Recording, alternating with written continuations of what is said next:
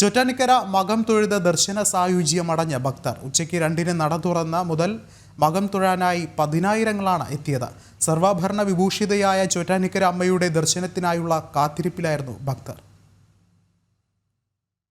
അമ്മേ നാരായണ ദേവി നാരായണ മന്ത്രമുഖരിതമായ പ്രാർത്ഥനാ നിർഭര അന്തരീക്ഷത്തിൽ നിറകണ്ണുകളോടെയാണ് ഭക്തർ ദേവി ദർശനത്തിനായി കാത്തിരുന്നത്.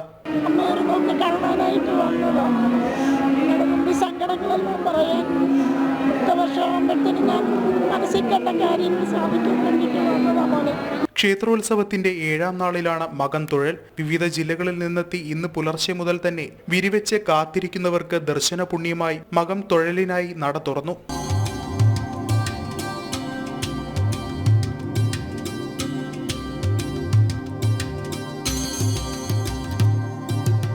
പട്ടുടയാടകളും താമരമാലയും അണിയിച്ച് നെയ്വിളക്കിന്റെ പ്രഭയിൽ ചോറ്റാനിക്കര അമ്മ ദർശനം നൽകി. കുംഭമാസത്തിലെ മകം നാളിലാണ് ദേവി സർവാഭരണ വിഭൂഷിതയായി വില്വമംഗലം സ്വാമിക്ക് ദർശനം നൽകിയതെന്നാണ് ഐതിഹ്യം. നടൻ ദേവൻ ഉൾപ്പെടെ സമൂഹത്തിന്റെ നാനാ തുറകളിലുള്ളവർ മകം തൊഴാനെത്തി. ദർശന പുണ്യം തന്നെയാണ് എനിക്ക് കിട്ടിയത്. കാരണം വെച്ചാൽ ആ ഒരു വലിയ പുണ്യമാണ്.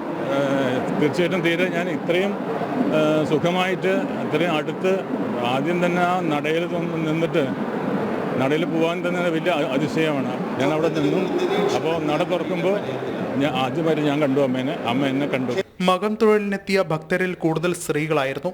സുരക്ഷയ്ക്കായി 1000-ഓളം പോലീസ് ഉദ്യോഗസ്ഥരെ വിന്യസിച്ചിരുന്നു.